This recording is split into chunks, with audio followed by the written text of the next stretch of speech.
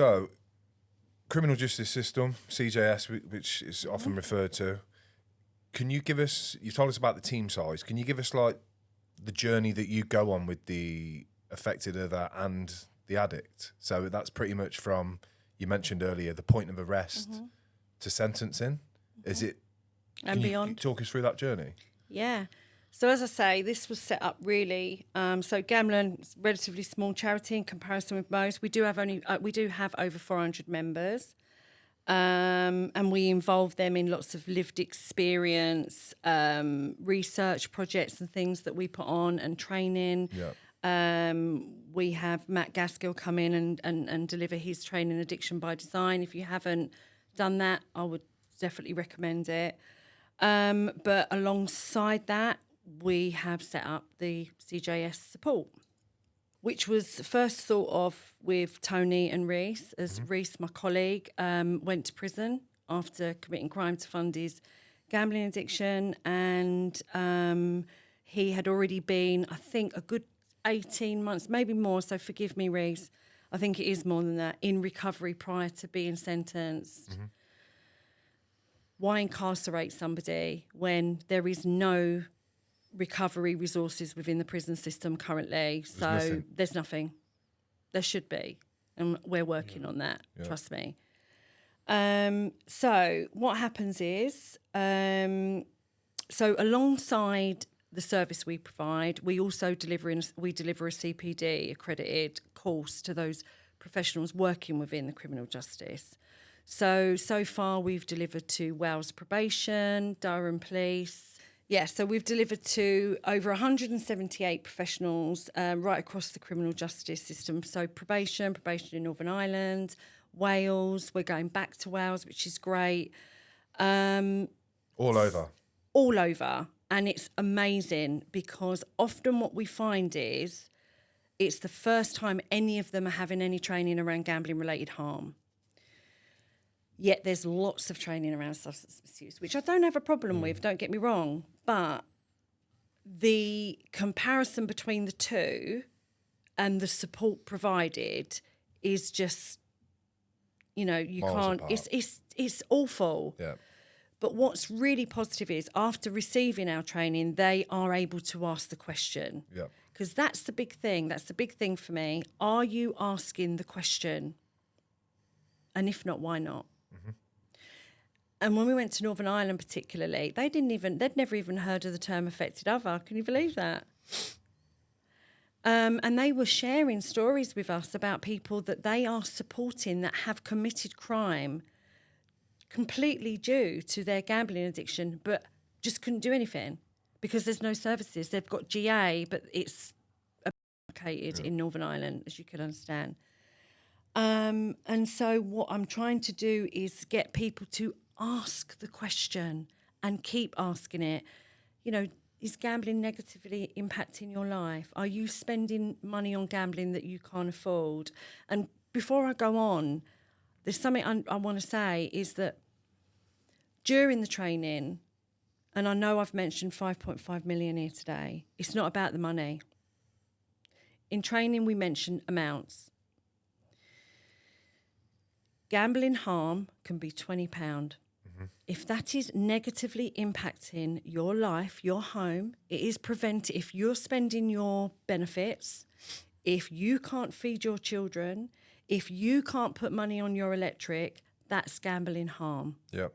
So whether it's £20 or 250,000 is irrelevant. The harm is there.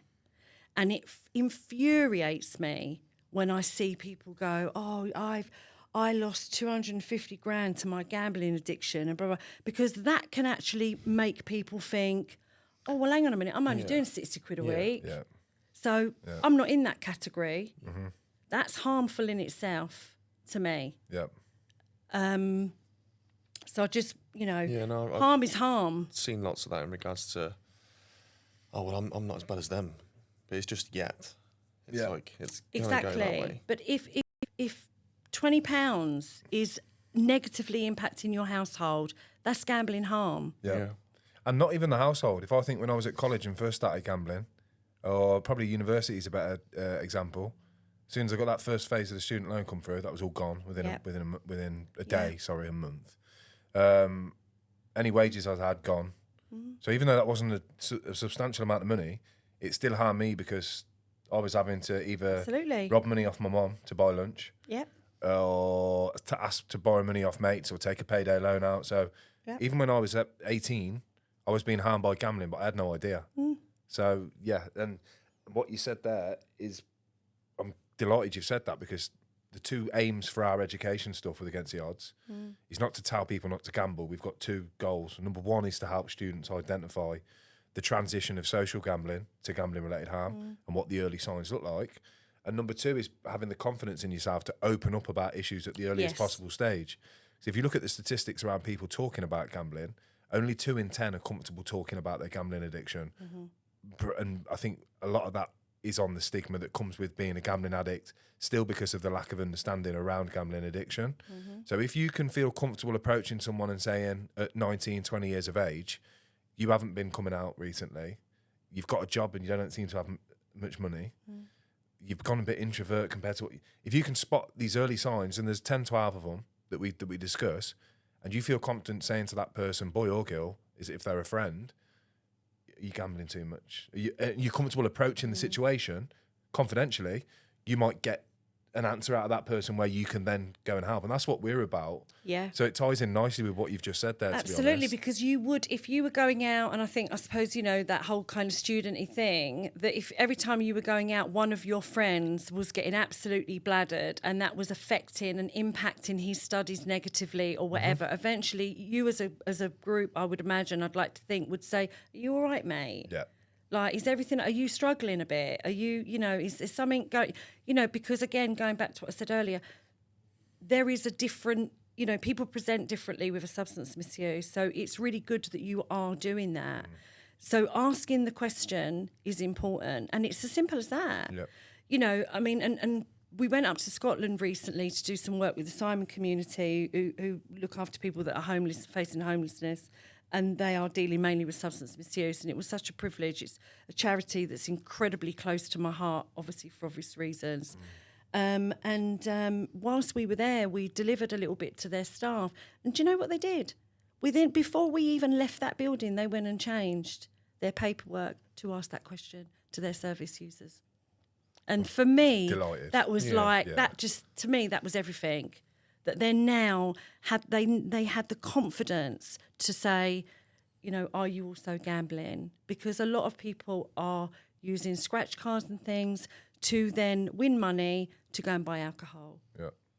So, you know, there is that correlation, you know, and they're doing a lot of work, and we're doing a lot of work with Scotland as well. But so what happens with our service is someone will be referred into us. So we do get a few referrals from other organisations, quite a few actually, where somebody's presented to them, whether it's one of the, you know, treatment providers, or whether it's one of the NHS clinics or another organisation. And during that conversation, they've said, you know, I'm in a bad way, I've committed a crime. So they'll refer them into us. Or people can just click on our website. And on the website, there'll be a picture of myself, Reese, and Tracy, who is a recovering female gambler. So she supports our women. Reese obviously supports the men. And although there can be a crossover, because some people might prefer a man or, you know, whatever. Yeah. It's not like, oh, you can only have, you know. And some people come through who are just accessing help for themselves as an affected other, and their loved one isn't even using our service. So that's fine too. Okay. It's not as well as, you know, it's an either or. It can be, listen, you know, because actually so you're putting as much emphasis on the affected other as you are the 100%. Yeah. And that's where I have so much respect for Tony, because he really allows me to go. He just says, listen, you got to do your thing because you know this journey. So therefore, I'm really happy for you to go and do your thing. So, you know, and we did have someone that came through literally just for herself. I need help for me, but her husband was not engaging with any help. And after 4 or 5 weeks, lo and behold, he reached out. Great. So how it works is you find us, whichever avenue that might be. And if, say, for example, so I'll use example. So, Reece will obviously take all the details down with this person, and we normally contact them within 24 hours. I mean, it would never go past 24 hours, to be fair. Then basically we will go through everything with them. We ask them to put the stops in place, and we ask for proof of that on their devices. So your GAM stop, your GAM ban, those sorts of things. And then we will put them in touch with, we'll look at putting a treatment program together. And that is something that we sort of monitor, because that does help towards mitigation. Don't get me wrong, we're not trying to say this person shouldn't be punished or this person's sentence should be reduced or whatever. But there has to be mitigation built around that person's addiction, that this person has done that because of that. And, often we will say, and this money is still being held by these operators, which really should be recovered and be paid back to the victims of this crime. So obviously we put them in touch with solicitors that we use that are gambling related harm trained. And then we just do everything for, we will go through, so we'll have weekly meetups, daily meetups if they need. If somebody needs to speak to me 4 times a day, I will try to make time to speak to them 4 times a day. And in the beginning, that can happen because your rabbit's in the headlights. Yeah. And the same for Reece. If somebody is just literally like, I've been arrested, I've never been arrested before, I've now got to go home and tell my wife that I've done this. If that person needs to reach out to us, Reece is just amazing, as is Tracy. So we guide them through that. We have a monthly meetup. So we have a monthly meetup for the gamblers in recovery, which is facilitated by Reece and Tracy. And then I do a monthly meetup for the affected others whose loved ones have committed crime due to their gambling. Yep. There's never any crossover. I don't know what goes on in that meeting, and they don't know what goes on in my meeting. I don't discuss ever anything. There's no crossover. It's completely confidential, and it has to be. It's a safe space. So we basically support them through like round table so meetings with the barristers, the solicitors, that sort of thing. We attend court appearances, so we'll attend the plea hearing. And then we will support them all the way through, and we go to sentencing, so we help with mitigation. We get psychological reports done for them as part of their mitigation.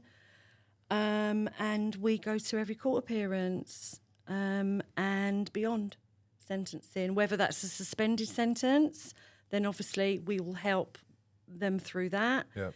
And if it's a custodial sentence, then we continue our support for them whilst they're in prison. So that could be weekly calls, daily calls, because unfortunately, and we have got this, where we've had one person particularly that they're nearly 2 years down the line from point of arrest, and we're still waiting for what's going to happen next. And they've been in active recovery. Now, the likelihood is that person's going to get a custodial sentence. Their recovery will end. Yeah. Because there is no, we're supporting somebody at the moment who is calling us, but is also calling Samaritans from prison because there's no help. But you can go to an AA meeting. You can go to an NA meeting in prison, but you can't go to, unless they get GA to come in. Yeah. But with some of the prisons that we've spoken to, and we are liaising with quite a number of prisons at the moment, which is really, really positive. And they're saying, it's finance. It's down to finance. And I'm like, prison can't finance the external people coming in. Yeah. Or couldn't run it as a mandatory thing within the prison service. Yeah. Think that will change? It will if we have anything to do with it, because we are now liaising with a number of prisons, 2 in Scotland, that want us to go and train their staff, which we're going to do. And we're going to work with some of the prisoners. We've got Thameside Prison as well that's shown an interest, for Sutton Prison. They're beginning to realise that people are coming to them for help, and they're going, actually, we've got nothing here for you at the moment. Yeah. So Yeah, I mean, and for the families, it's a bit of a different journey. Yeah. Just quickly, do you think asking that question in regards to do you gamble will give better data in regards to, because you said you've got NA Yes. and AA in prisons, and I imagine that's because 100%. that goes on the record so they can see that. Reese and I had a meeting with 2 governors from prisons up in Scotland a couple of months ago, and great guys, really interested in what we're doing, really forward thinking, and said, you know, we've got this really great treatment centre here. You know, we've got 2 fully trained staff who've, you know, they've spent thousands of pounds on getting these staff in, and we're mentoring some of the prisoners to mentor the other guys coming in. It's brilliant. I'm thinking, this is great. So I said, oh, so like they're trained, you know, around gambling harm? No. So you've spent all this money on this treatment centre and all this mentoring, and you don't even ask the question. They don't even ask the question. And I'm like, but how can you find out the need within your facility if you're not asking the question? Impossible. And more importantly, why are you not asking the question? Why? Why is it not simply, you know, how much, you know, because if we look at substance misuse or we look at alcohol, normally the process would be, okay, so what are you using, how often and how much, yeah? So you've got an idea of how that person needs to detox, how you need to do some harm reduction work around that. Why are you not asking about gambling? So imagine if you could literally have, out of, say, a population of 1,500 men in a prison, you could have 1/3 of them that are there purely because of gambling addiction. But no one knows how to deal with it that's in the prison. And unfortunately, gambling within a prison is rife. Yeah. And, you know, Reese has shared his story, you know, about, you know, when he went into prison and, you know, he was in a cell with somebody that was actively gambling. They'd got a mobile phone in there and they were gambling on anything, packets of noodles, you know, whatever. So realistically then, the gambling addict is being sent to prison for the fraud they've committed with no interest in rehabilitating that person by the time they come out. Absolutely. And their recovery stops. Yet it wouldn't be if you are a substance misuser, because you know that that's facilitated within that that establishment. But for gamblers, no. We've got probably one question each left, and then I'll finish because we've got a little present for you, which I want to give you. Stop it. But sorry, Aaron, sorry to interrupt, but before you do, I just want to say, I want to touch on the journey for the affected other. Yeah, please. Because it is slightly different. Yep.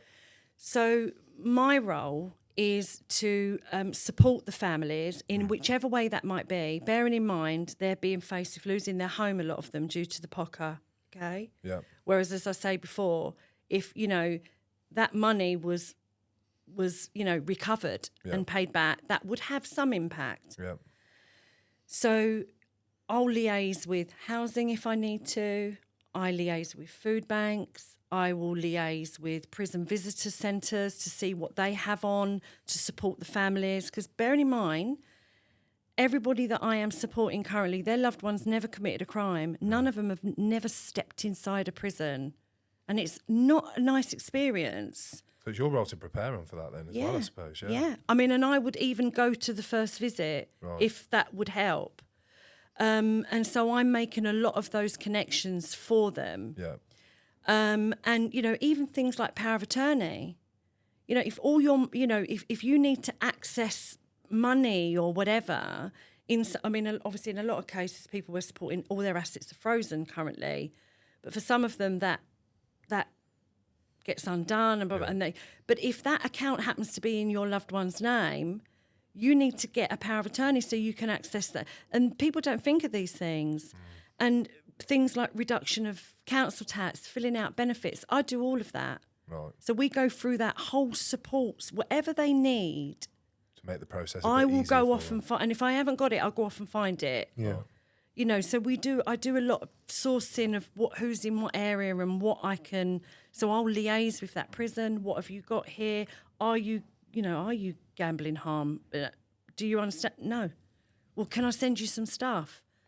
You know, so the journey for the affected other is quite different. Yeah. You know, when a loved one's going to prison, it's petrifying. You know, and I've even had people that say, am I going to get to say goodbye to him? I say no. Yeah. What do I wear? Is the judge going to look at me? You know, I help them write letters to the judge, impact statement to the judge. That's something I find is really important for the affected other, really important. So we do that together. How have I been impacted by this? Yeah. Completely agree. Because it humanises that person that's standing in front of that judge. Yeah. Do you know what I mean? This is my husband. You need to bring this is my yourself to life and tell your story. Yeah. And how it's. Yeah. So I help with that too. That's really important because that's quite cathartic for some people. Yeah. It's quite a healing journey. Yeah. So it's their journey is quite different. Yeah. And I'll navigate that in any way that they need. No one's the same. It's not a one size fits all. And as I say, and we touched on it, and I'm going to be brief, but also I have to prepare people for the press. Turning up at their house because they've heard something, or in terms of what's And being going to be in in court. the yeah. And, you know, because they love it. They love a sensational story. Yeah. And it's all about the addict. It's not about how they were allowed to get there in the first place. It's not, you never see a headline that says, how did William Hill allow this father of two, who's now lost his home and is going to prison, how did they allow, no, it'll be gambling addicts stole 250 grand. I've noticed that they usually say your job title. Yep. And then, so finance manager commits 1. And can you imagine then, because then that grenade goes off again for the family. Of course. Because they've now gone into prison and that family's going back into their community, back into their job, back into the school playground, back into the supermarket with everybody knowing. And we have to hold that space for that. It's important that I make sure that that person has everything that they need. It doesn't just end there. You know, the harm doesn't just end there. Yeah.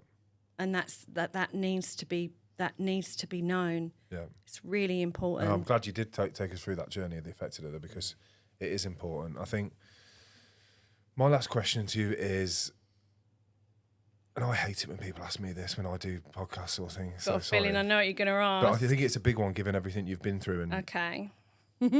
What would your advice be to any affected others listening to this regarding whether it's gambling, drugs, alcohol, that can see damage happening around them, but is still very much involved in that? They haven't sort of come out of it and that person may not have recovered.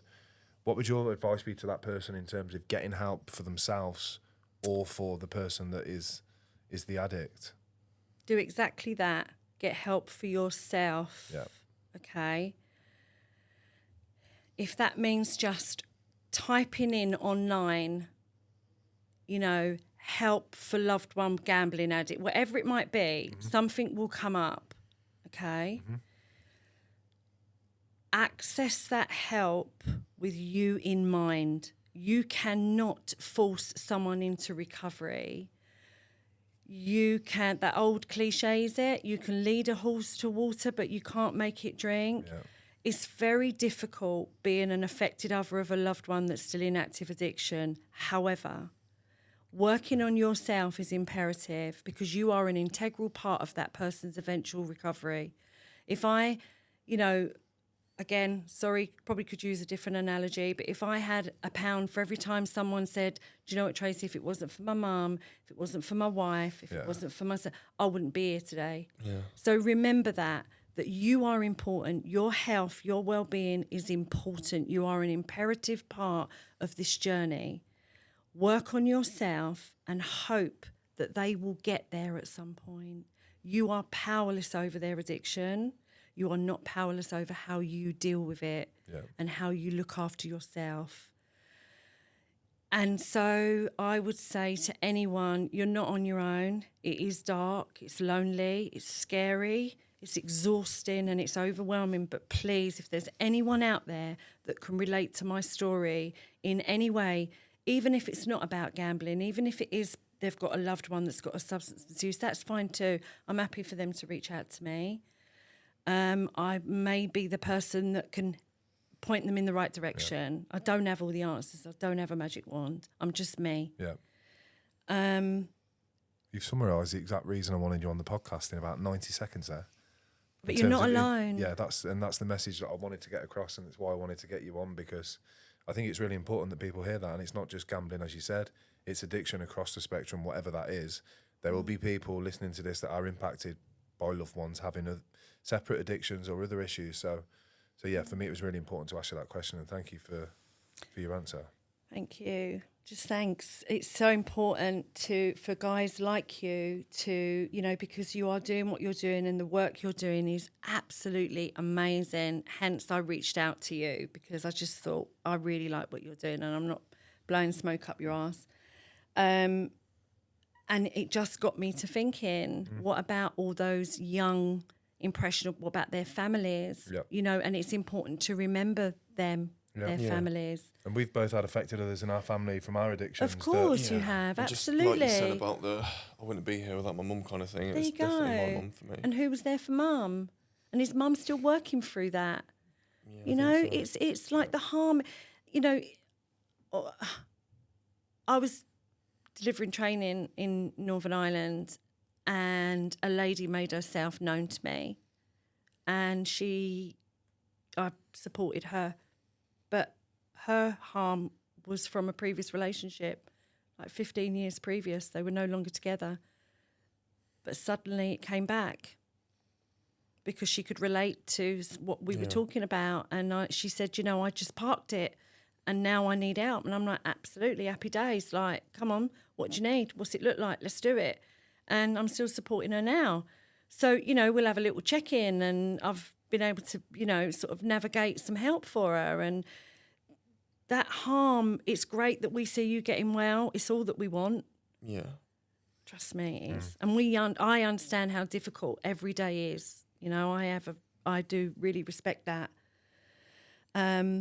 But for us, what I must say is, and I know that a lot of the people that I support find, especially because it's still very raw and they're still navigating their journey, I don't worry about my partner gambling. It doesn't enter my head now, because if he does, there's nothing I can do about it. No amount of me worrying is going to prevent him from gambling. I have to hope that he's got enough tools in his toolbox now, enough support, and he's done enough work to know that he can take that somewhere. Yep. Do you know what I mean? And I have to trust in that process. I can't live my life in a state of constant hypervigilance, because that's not a good space. Yep. And when I say that to the people that I'm supporting, they'll go, oh, I could never be like you. And I go, you can. But I was you. I am you. Yeah. I'm still you. I'm you. I'm still living with an addict in recovery. I am you. I'm no different. You're just further down the line. Exactly. Yeah. Exactly. So there's hope. Oh, it sounds a bit pathetic, but there is. No, but I don't hear it enough. Yeah, I think that's all you need. Like, all I needed from my position was just hope. Yeah. And when the first time I felt hope, I was like, oh, wait a minute, I can actually claw this back. And everybody has the capacity for change. Yeah. And unfortunately for some people, it ends before they get to that point. And I have the utmost respect for people that I know personally that work in this space who have lost loved ones due to their gambling addiction, but they're still out there trying to create change. I really don't want to cut this off now, because I'm so sorry. I could sit here and keep I'll come keep back. going, but I know that Taylor's going to be thinking, guys, you're over by some amount. Sorry. But I am happy to come back, and I'm happy to come back with Reese as well, maybe as well. Have the two perspectives at some point, maybe, I don't know. It's been 100%. an absolute pleasure. Oh, I've loved it. What an opportunity. Oh, no, please don't. Oh, my goodness. I cannot believe. I was so hoping I was going to get one of these. You have no idea. Oh, my God. Thank you so much. And that's just to say, firstly, thanks for coming on and making the journey down today. Look at this. And yeah. and you've been big for us as a company as well, because obviously there are times when you're not taking funding from the industry and you see competitors taking huge, larger sums, and you can't do that, but you've got all these plans and a vision and things that you want to achieve. There's times where you think, what's the point? But I firmly believe I met you for a reason. 100%, I met both- you yeah, at both the of right you. time in terms of the things you told me and the inspiration you give me to keep going and to remain firm in what we're doing. And yeah, I just want to say a big thank you for everything you've done. Thank you both. And you know what? I just say to myself, when I'm struggling, I'll say to myself, if I can be just to one person, the person that I needed in that moment, then that's my job done. And I say to Tony and Reese, the morning I wake up and realise I am no longer that person that I needed, then it's time for me to step out. Do you know what I mean? Because, and that's what you are, okay? So keep doing what you're doing. It is a very toxic space. It is a very difficult space to navigate. But you've got that integrity. Yeah. Keep it. Yeah. And who knows? Because I'm a great believer in, and Reese and Tony will go, oh, here she goes. I'm a great believer in, you know, energy and that journey of that we find each other when we're meant to. Definitely. 100%. So, yes, I can't wait to do more stuff with you guys. And thank you so much for giving me this opportunity, because I have spoken at a number of things and being the only affected other, I've made a point of pointing that out. And I do feel that we are we're very much an afterthought in this space. And I really want to change that narrative. And that's why I keep forcing myself to do these things that make me incredibly uncomfortable. But I do them. You're fantastic.